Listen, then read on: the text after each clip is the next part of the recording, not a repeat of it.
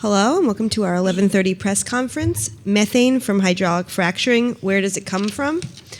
Our speakers will be Kelly Wrighton, Assistant Professor of Microbiology and Biophysics at The Ohio State University, Michael Wilkins, Assistant Professor of Earth Science and Microbiology at The Ohio State University, Thomas Darrah, Assistant Professor of Earth Sciences at The Ohio State University, and David Cole, Professor of Earth Sciences at The Ohio State University. Hi everyone, thanks for coming out today. I'm excited to talk to you about our interdisciplinary work. So what we're looking at today, or what we're building here at Ohio State, is kind of a team to investigate life both in pristine shales, before we disturb and fracture and extract the gas, and after gas extraction has taken place. I think we're all familiar in this audience with the idea of natural gas and shale plays, the most famous regions in the United States being in North Dakota and Texas, and also in Appalachia, which is in our backyard, so it's pretty convenient in terms of field sites. One of the questions that we're all working on together as a team is to investigate the factors that constrain life in these systems, both before and after fracking. And so we're looking at it both from the physical nature, and Dave will talk to you about some of his work on that area. Tom and Mike are looking at the chemistry of the systems, and Mike and I are both looking at the biology of the systems. So here's an image of hydraulic fracturing. Essentially, when we fracture shale systems, we fracture the systems because they're low porosity rock matrix, and so we're trying to attempt to release gas and increase flow to the surface. And in doing fracturing, what we're essentially doing is injecting 20 million liters or so of water, sand, and chemicals down 2,500 meters into a shale interface or shale rock formation. And so you can see that depicted here. And so one of the questions we're asking is, what are we injecting downhole, and how is that shaping a new ecosystem? And so one of the first pieces of data that we saw about life in these systems was essentially an SEM image. And so these are produced fluids that Dave's lab has taken SEM images of, and what you can see is that there is life. So essentially we fracture the system, we monitor the fluids coming out the other end, sometimes over a multi-year period, and then we look at those fluids, and one of the first things we did was we saw that there was microbial life coming out of these shales after hydraulic fracturing. And so we use a variety of tools from a microbiology perspective to kind of characterize that life. And what was so surprising to us is that regardless of the systems, whether it was shale from Texas or shale from North Dakota or shale in our backyard, even different operators, we kept seeing the same convergence. So we kept identifying these same microbes time and time again. And these microbial communities were really low diversity. I mean, we're talking about 1 to 4 microbial types in these fluid systems. I mean, this is compared to 200 or 300 or 1,000 in your human gut for perspective. So really low diversity system, and the reason why we infer that the diversity is so low is that this is an extreme habitat. So if you're going to thrive in the shale system, you have to deal with a brine level salinity. You have to deal with temperatures like the hottest day in Death Valley, pressures of 50 megapascals. So these organisms are being selected for time and time again. One of the key findings that we'll be talking about today in our session, or my session, is that there's a combination of factors. The organisms are coming from input materials, as well as we can't potentially rule out where the methanogens are coming from. It's sort of the missing link. And so the dominant organisms in the system are coming from the input materials, and Mike will talk a little bit more about that. It turns out the compounds we're putting downhole with the biomass from the surface also stimulates microbial metabolism. So both the input material and the produced compounds by the microbial community are fueling a methane cycle in deep shales. And so when we started this project, we weren't sure if we would see actually biogenic methane in shale systems. We know that there's lots of methane in the systems, thermogenic methane or geologically produced methane. But we weren't sure about this, the role of methanogens in these systems.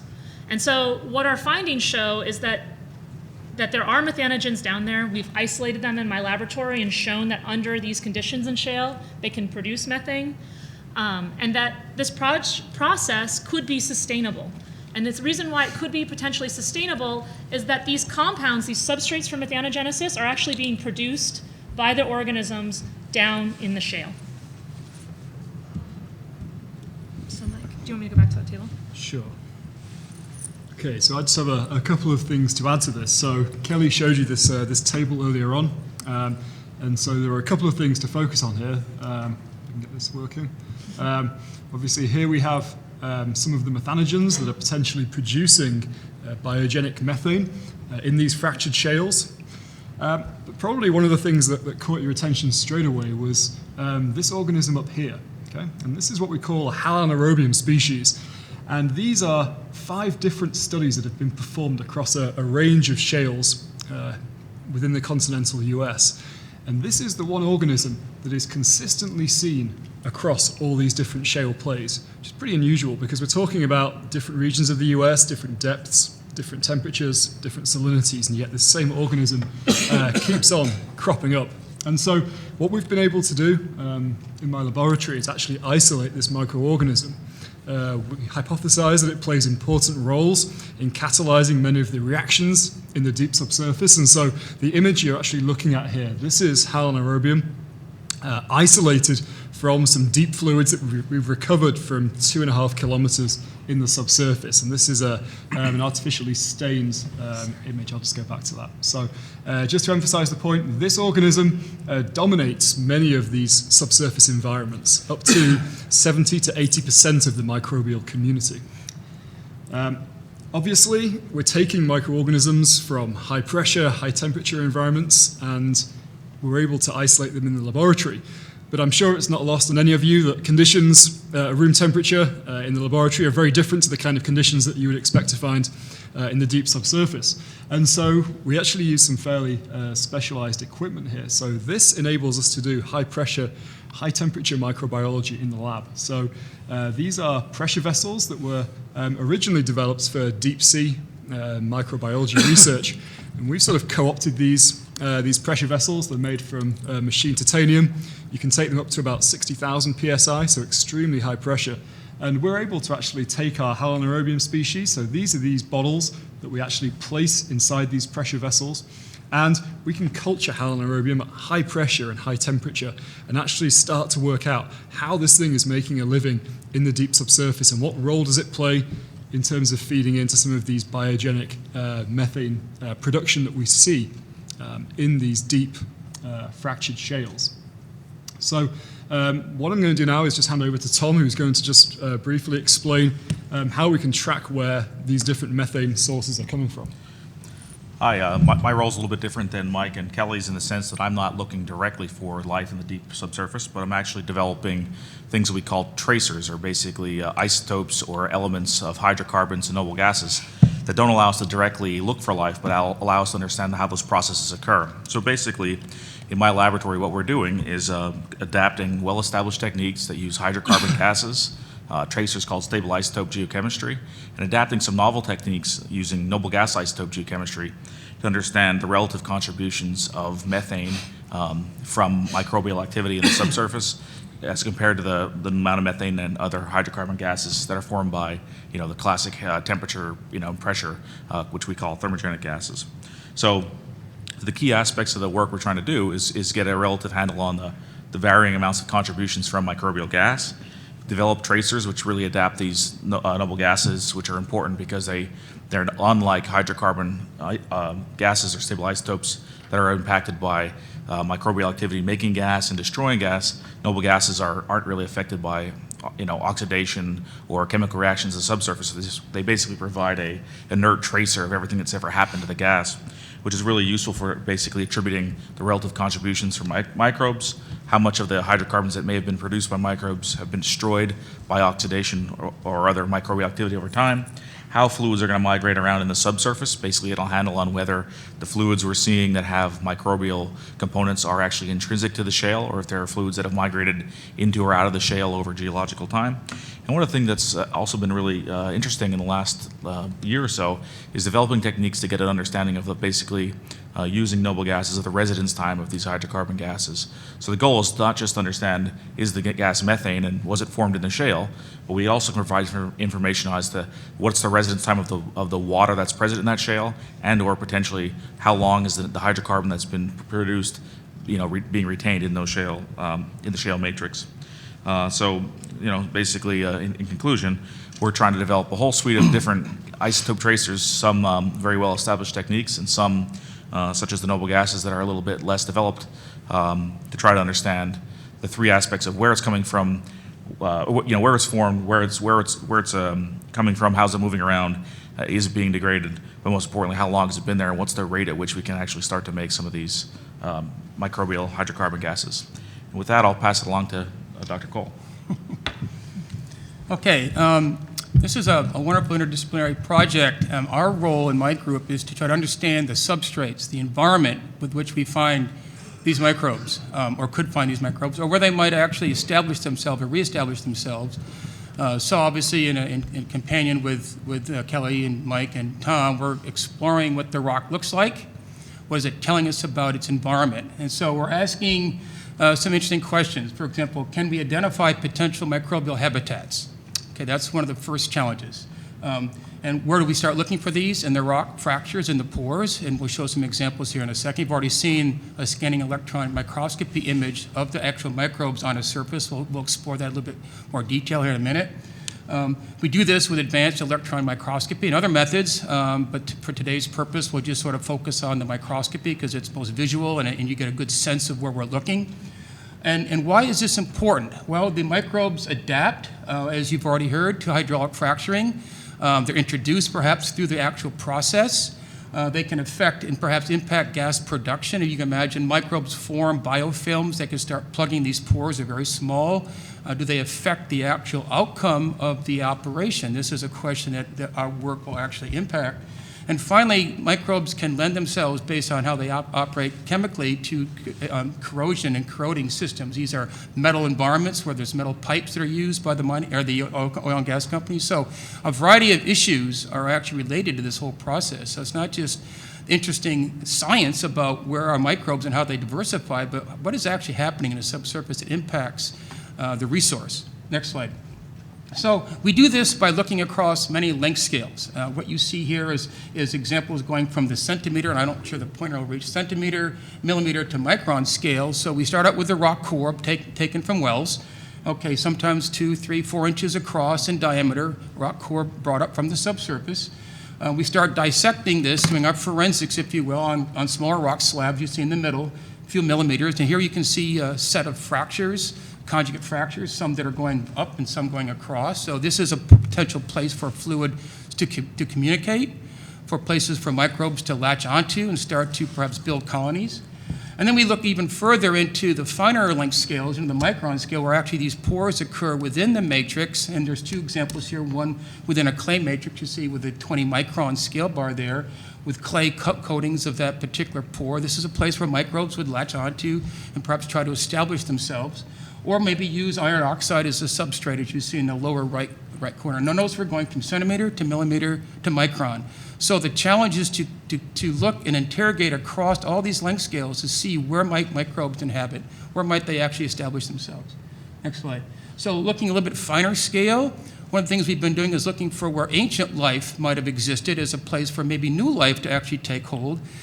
These systems were sediments. They formed in an ocean. There was organics being dumped into this particular sedimentary basin. It was being buried. Temperatures were increasing. Things were happening. Very interesting chemistry and physics. So you see on the far left, you see this round spherical object is iron sulfide.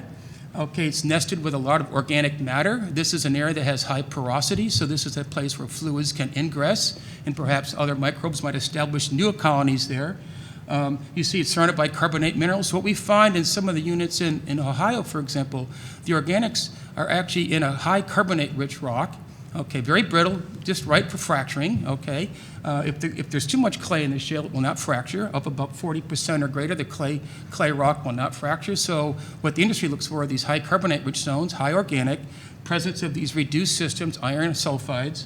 On the other slide, next to it, on the right, you see a different kind of system, but very similar. Phosphates rich in sulfates, again, perhaps locations for nutrients for microbes to grow, as well as the iron sulfides, which are an indicator of reduced sulfur chemistry, which the microbes, certain strains of microbes actually can contribute to that chemistry.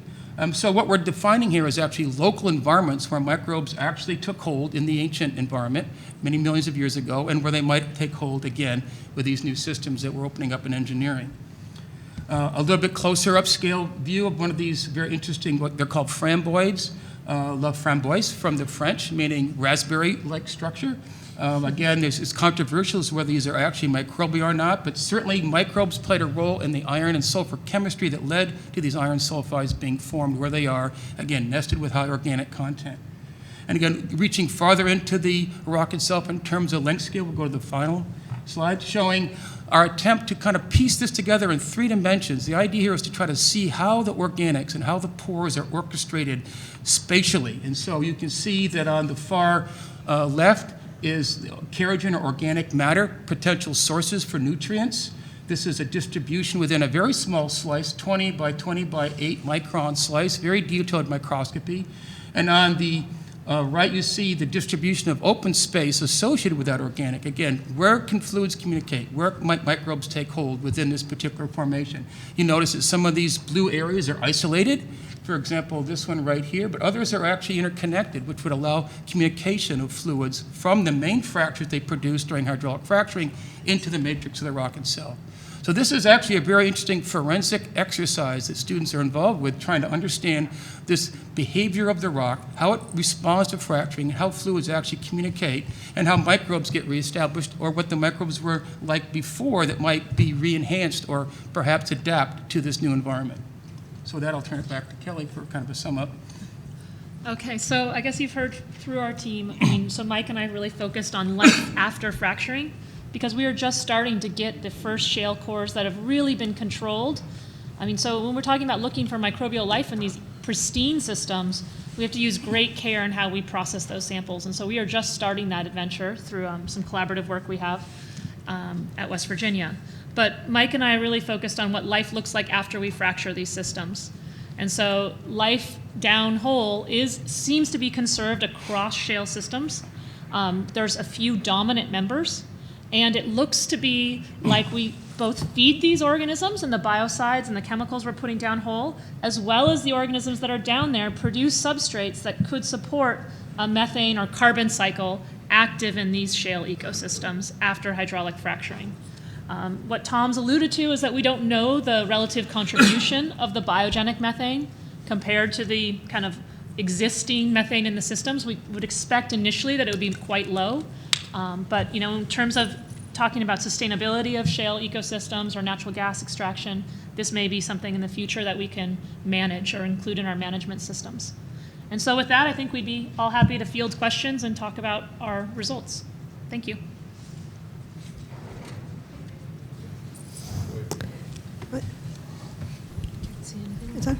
Great, thank you. Are there any questions from reporters in the room?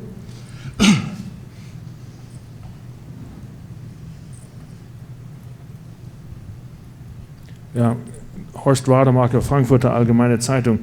Just a question for clarification. So you are hypothesizing that there is microbial life in the shale, even if we don't touch it, no fracking, no whatever. No. And you also induce microbial life through all the water and other, the water isn't purified that you send down there. So microbial activity is natural in the system, but you also induce some. Is that correct? So let's start with the second one first. So yes, the water going down in the fracturing process is from ponds and surface, and so it has microbial life. And that life, many of those organisms are the ones like Halanaerobium that become dominant over time.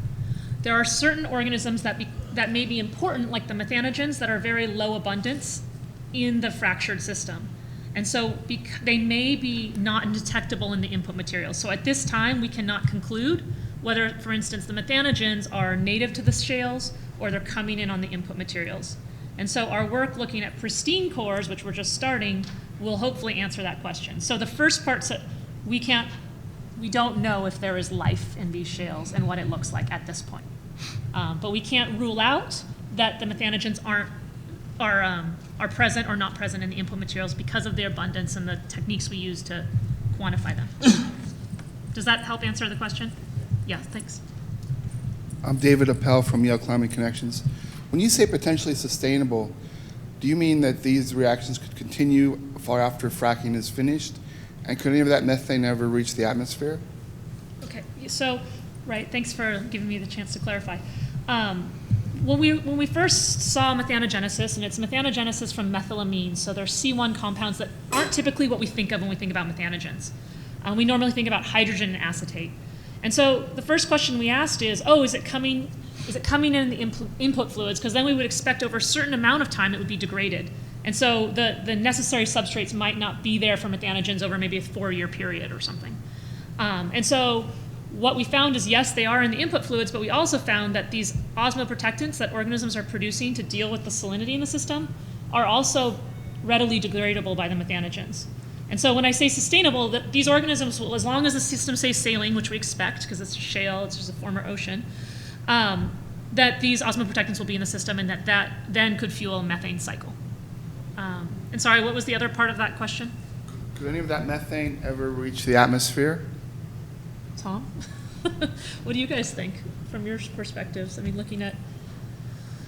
I don't think we have enough data on that, but I mean, there is sort of a couple different questions there. The methane that's sustainably produced by microbial activity in the subsurface probably needs a pathway to reach the atmosphere. So if there's a leaky well or something like that, it's possible, but it's probably very unlikely to occur by natural processes over time, just by stimulating methane production in the shales. These are basically your best, seal out there. The gas has been trapped for hundreds of millions of years, and I don't think any more microbial gas produced would have a mechanism to get to the surface unless there was some pathway induced, like a well that wasn't capped properly or something like that. Hi, I'm Mason Inman, a freelance journalist.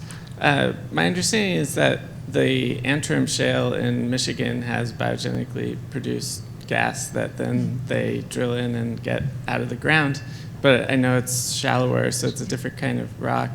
So I was wondering how this compares, and is it unlikely, Yeah. Is it less likely that there'd be microbes living in there before fracking because it's a different kind of situation? Yeah, so it is a shallower system, and so I think that, and the porosity of that shale is different in terms of the pristine shale environment. I think the Marcellus is as Dave's shown you with the porosity images and things, it's probably, in terms of life in these systems, it might preclude a lot of life. The same methanogens in the Interim shale are the same methanogens we're seeing in this system, which is what gives me maybe hope that they could be native in these systems based on those studies. But again, until we have the data, I'm not comfortable saying that. So the same Methanohalophilus is the same one that we've isolated in the lab and are working with, is the same one that we've recovered genomes and DNA from in these systems. So it does seem consistent with those studies, but I can't rule that. I can't say that without the data. And do we have any questions from the chat? Yes. I'm asking this question on behalf of Jillian Kemsley from Chemical and Engineering News. The question is, are you just looking at microbes you can culture, or are you doing genetic screens to ID species that might not grow in the lab, even with high T, high P culture systems? Yes, that's a great question. So the tools that my lab uses is DNA-based, so we reconstruct genomes. So we don't actually need to cultivate these organisms to get a metabolic blueprint of what they're capable of. But then I hand that information over to Mike Wilkins, who then uses that information and that detailed metabolic outline to design targeted cultivation programs for these organisms. And so far, we have basically 5 key members of this community, and this approach has recovered about 4 of those members. So it's been a really highly successful teamwork here, using his kind of cultivation system, but using the DNA as the input material to generate hypotheses for how these organisms are making a living. Thanks. I'll let you know if she has a follow-up. Okay. Rick Lovett, freelance. So when you talk about sustainability, and you kind of hinted at long-term economic possibilities in this, can you be a little more precise in the hints that you're making, even though you don't know a whole bunch at this? I mean, would this produce at a level that we could make any use of?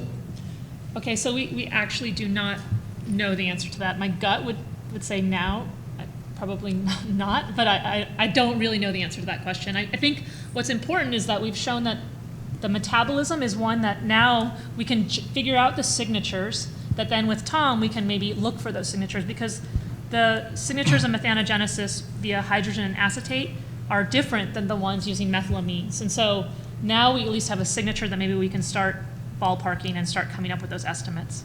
But Tom, do you have any, or Mike, or I don't Dave, think we know the answer. any I would thoughts? just comment that this project includes researchers at West Virginia University, Shika Sharma, professor in geology, and so she is collaborating on this NSF part of the project to tag, as Professor Darrah has talked about, isotopic compositions of some of the biochemical compounds in the fluid, to kind of answer your question about what's actually happening down there. Do we see these signals that might be indigenous to systems that were there from ancient times, or are we introducing this new chemistry, as Kelly's talked about? So that collaboration, she could not be here, she's not at AGU, so she's the one who actually has been looking at that particular problem with carbon isotope signatures in particular in her laboratory. So I think the results are not in yet. She's still starting that effort. This is a fairly new effort that we're talking about here. So. Yeah, I mean, this is not published yet, Yeah. new efforts, so, yeah. Okay, Horst Rademacher again. Many years ago, at the same podium that you are sitting now, there was a gentleman called Sir Thomas Gould, and he tried to convince all of us of his deep earth methane hypothesis. How is your work related to Sir Thomas's? I actually met Thomas Gould long ago in my youth back at Oak Ridge National Lab. It's a really interesting and controversial question. Thank you for bringing it up. Yes, I think the storyline from industry, if I could put an industry perspective on this, is for the oil itself, which is what Thomas was proposing. I think that was very controversial, was that the oil itself was abiotic.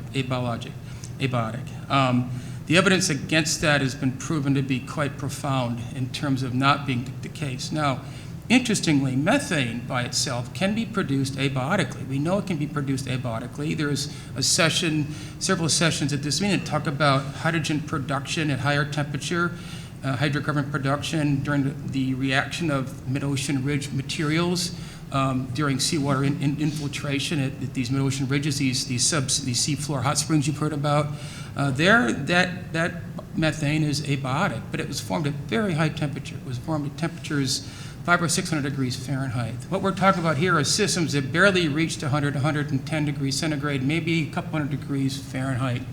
And so, and the isotopic evidence that we've seen so far is strongly slanted toward a biologic origin for this methane.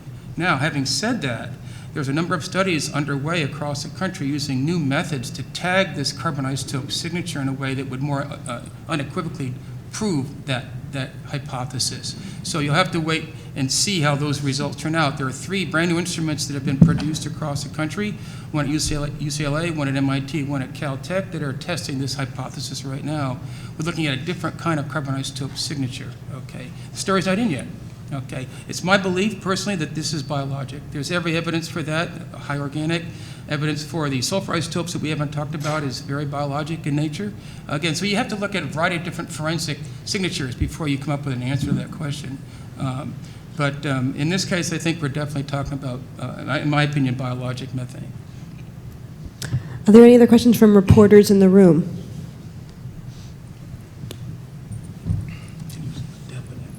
I hope this doesn't go too much off topic, but it's just a follow up on this. There's 2 different kinds of biologically produced methane, right? Like stuff that was produced recently, like Thomas Gould was talking about, where he thought these stores might be getting replenished, and then there's things that only got filled up over very, very long periods of time, right?